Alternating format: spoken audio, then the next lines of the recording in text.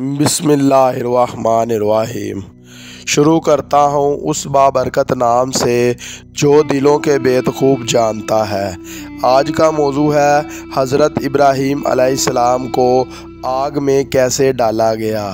حضرت ابراہیم علیہ السلام کی قوم کہنے لگی کہ اس کو سزا دو، کہ لوگ بولے ان کو جلا دو اور اپنے خداؤں کی مدد کرو، اگر تمہیں کچھ کرنا ہے تو ایسا کرو۔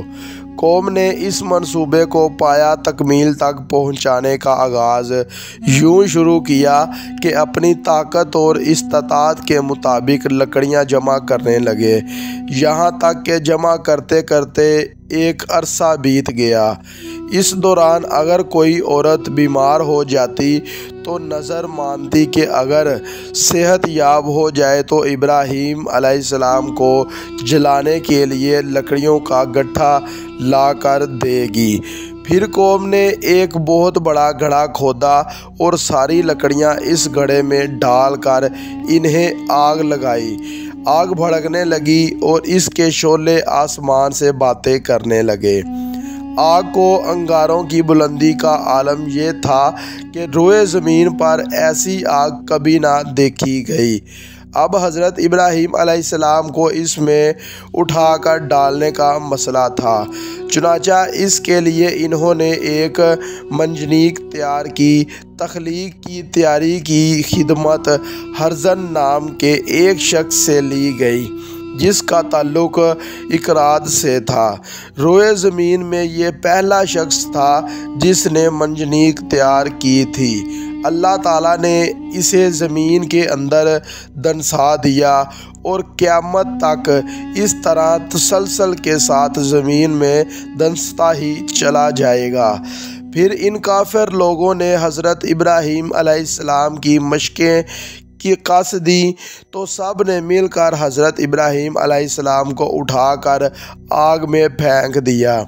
امام بخاری علیہ رحمۃ اللہ علیہ نے ابن عباس رضی اللہ تعالی عنہ سے روایت کیا ہے کہ حضرت ابراہیم علیہ السلام کو آگ میں ڈالا جا رہا تھا تو آپ نے عرض کی کہ اے میرے مالک، بے شک تو آسمان میں دیکھ رہا ہے، میں زمین میں تنہا تیری عبادت کرنے والا ہوں۔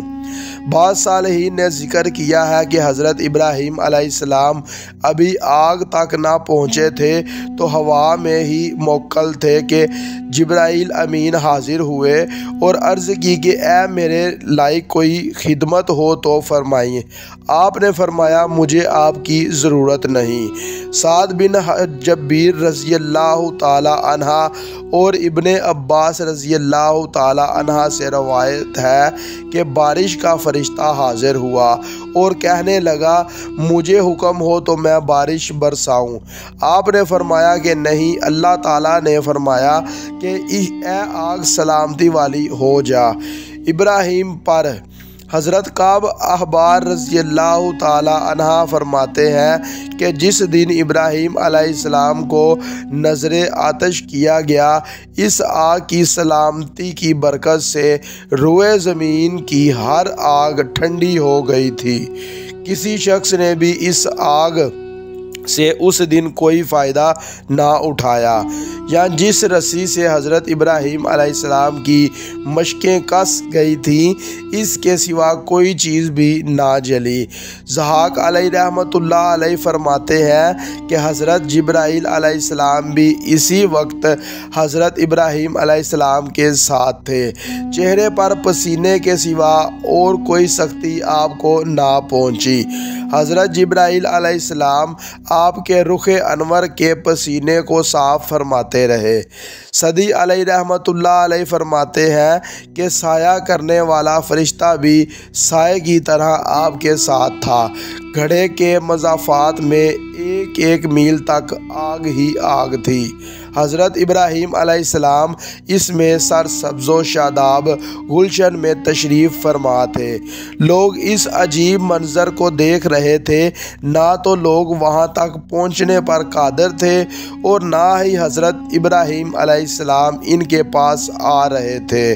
حضرت اکرمہ رضی اللہ تعالی عنہ فرماتے ہیں کہ ابراہیم علیہ السلام کی والدہ محترمہ نے جب آپ سے عرض کی کہ اے ابراہیم میں تم کو ملنا چاہتی ہوں، تو ابراہیم علیہ السلام نے اللہ تعالیٰ سے دعا فرمائی کہ اے میرے مالک، میری ماں کے لیے بھی آگ کو ٹھنڈا کر دے۔ یہ تھی ہماری آج کی ویڈیو، اچھی لگے لائک اور کمنٹ کریں، ہمارے چینل کو سبسکرائب کریں اور ساتھ بیل آئیکن کو پریس کریں تاکہ ہماری ہر آنے والی ویڈیو کا نوٹیفیکیشن آپ تک پہنچ سکے۔ جزاک اللہ۔